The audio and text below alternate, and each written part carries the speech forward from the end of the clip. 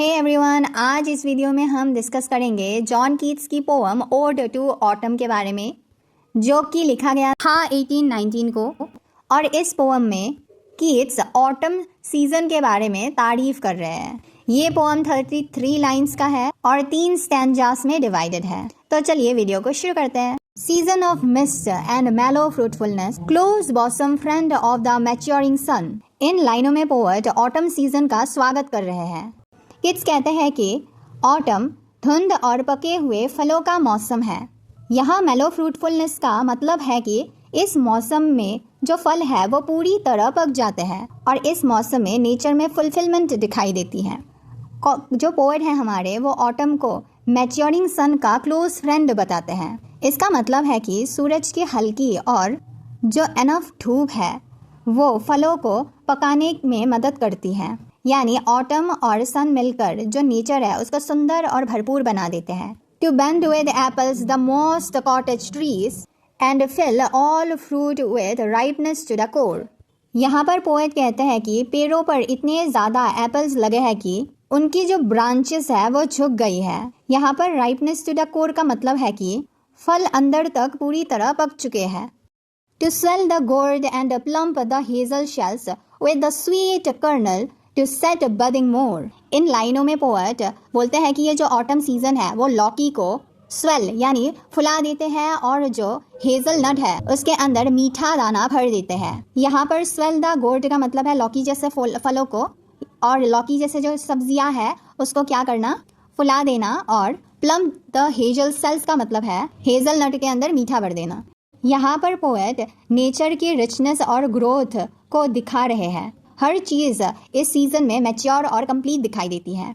And still more later flowers for the bees until they think warm days will never cease. इन लाइनों में poet बोलते हैं कि ऑटम में इतने ज़्यादा फ्लावर्स खिलते हैं कि जो बीज है मधुमक्खी, उसको लगता है कि गर्मी के दिन कभी ख़त्म ही नहीं होंगे।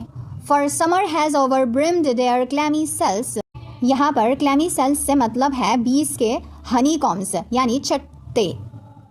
कवि कहते हैं कि समर सीजन ने उनके छत्तों को इतना हनी से भर दिया है कि वे ओवरफ्लो होने लगे हैं। Who had not seen the oft amid the store।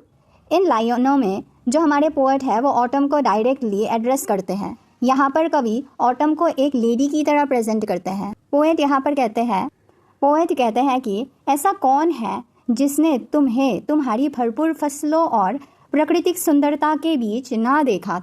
Sometimes whoever seeks abroad may find thee sitting careless on a granary floor। Poet autumn को बोलते हैं कि तुम ग्रैनरी यानी अनाज रखने की जो जगह है उस पर आराम से बैठी हुई हो। यहाँ पर दोस्तों जो केयरलेस वर्ड है वो शांति और आराम को दर्शाता है। ऐसा लगता है कि ऑटम ने अपना पूरा काम कर लिया है और अब वो सुकून से बैठा हुआ है।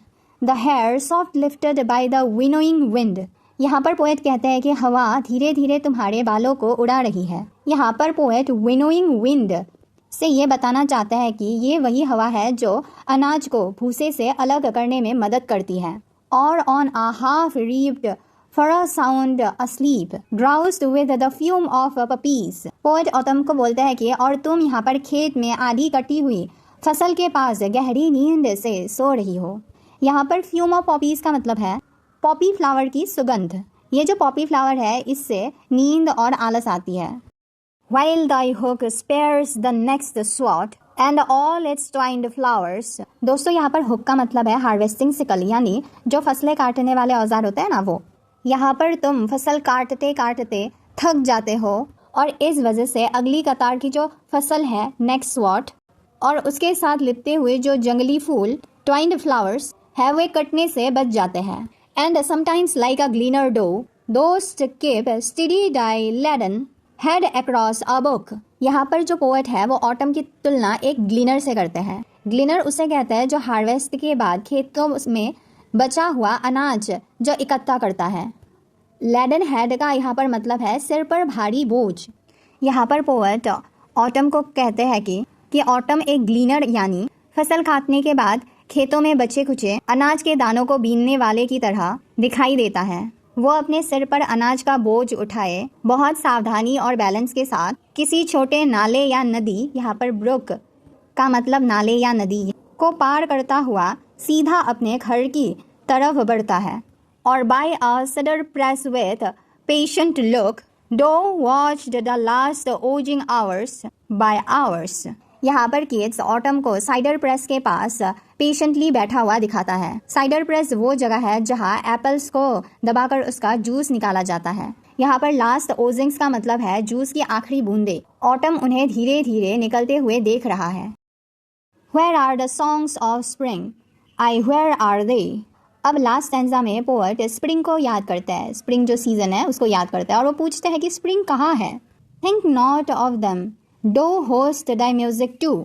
लेकिन तुरंत ही पोएट कहता है कि ऑटम तुम्हें स्प्रिंग से अपने आप को कंपेयर करने की कोई ज़रूरत नहीं है, क्योंकि तुम्हारी अलग सुंदरता है और अपनी अलग संगीत है। बेसिकली पोएट स्प्रिंग से कंपेयर कर रहे थे फर्स्ट लाइन में, क्योंकि स्प्रिंग जो है उसको यूथ, एक्साइटमेंट और न्यू बिगिनिंग के रूप में माना जाता है। तो किड्स ऑटम सीजन की प्रेज करते हुए उसकी एक अलग खासियत है वो बता रहे हैं।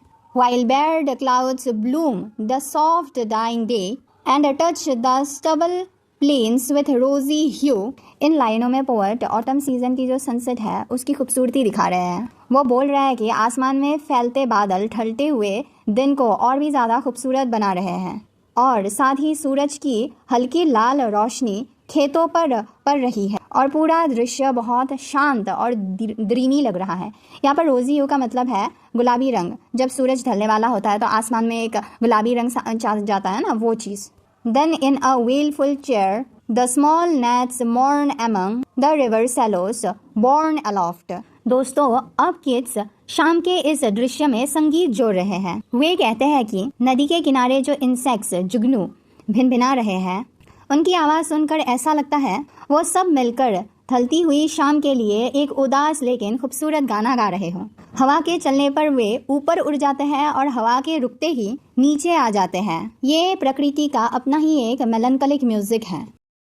और sinking as the light wind leaves और डाइस, इसका मतलब है हल्की हवा के साथ इंसेक्ट्स ऊपर नीचे उड़ रहे हैं। And full grown lambs loud bleat from hilly bourn hedge crickets sing, and now with treble soft the red-breast whistles from a garden craft, and gathering swallows twitter in the skies। इन लाइनों में poet कहता है कि पहाड़ियों की तरफ से अब बड़े बड़े मेमनों के मिमियाने की आवाज़ आने लगती है, जो ये बताते हैं कि अब उनके घर लौटने का समय हो गया है। और उसी समय झाड़ियों के पीछे छिपे हुए झिंगुर, यहाँ पर हैज क्रिकेट का मतलब झिंगुर है, अपनी आवाज़ में गाना शुरू करते हैं। फिर बगीचे के एक कोने से रेड ब्रेस्ट मतलब यहाँ पर रॉबिन चिड़िया की बात की जा रही है, अपनी मीठी और सुरीली आवाज़ में व्हिसल बजा रही है और आसमान में स्वेलोस का झुंड चहचहाते हुए इकट्ठा होने लगती है। वे आसमान में उड़ते हुए ये इशारा करते हैं कि अब शाम पूरी तरह ढल चुकी है और ऑटम का मौसम अब खत्म होने वाला है।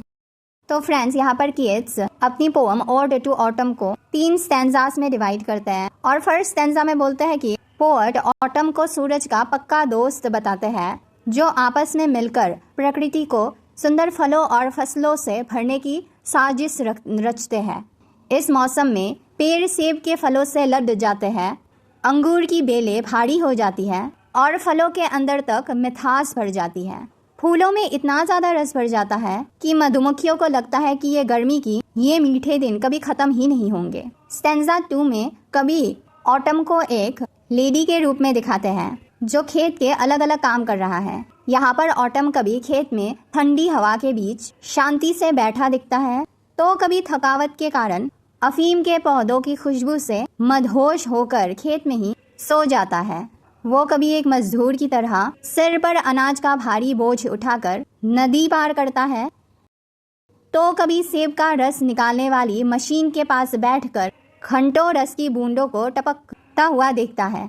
और स्टैंजा 3 में पोएट बोलते हैं ऑटम को जो स्प्रिंग है उसके गानों की कोई ज़रूरत नहीं है, क्योंकि ऑटम के पास अपना खुद का संगीत है। फिर पोएट शाम के ढलते सूरज की सीनरी डिस्क्राइब करते हैं। वो बोलते हैं कि शाम के ढलते हुए सूरज की रोशनी जब कटी हुई फसलों के खाली खेतों पर पड़ते हैं तो एक उदास लेकिन खूबसूरत माहौल बन जाता है। और इस माहौल में नदी किनारे जिनेट मिलकर शो गीत गाते हैं, पहाड़ियों से मेमने मिमियाते हैं और झाड़ियों से झिंगुरों की गाने की आवाज़ आती है। और उधर रॉबिन जो पक्षी है वो चींटी बजाता है और स्वैलोज का झुंड आसमान से उड़कर जाता है, जो यही दर्शाती है कि पतझड़ खत्म होने वाला है और सर्दियाँ आने वाली है। आई होप दोस्तों आपको वीडियो पसंद आई होगी। चैनल को लाइक करना मत भूलिएगा और सब्सक्राइब भी कर दीजिएगा। तो मिलते हैं नेक्स्ट वीडियो में, तब तक के लिए बाय बाय।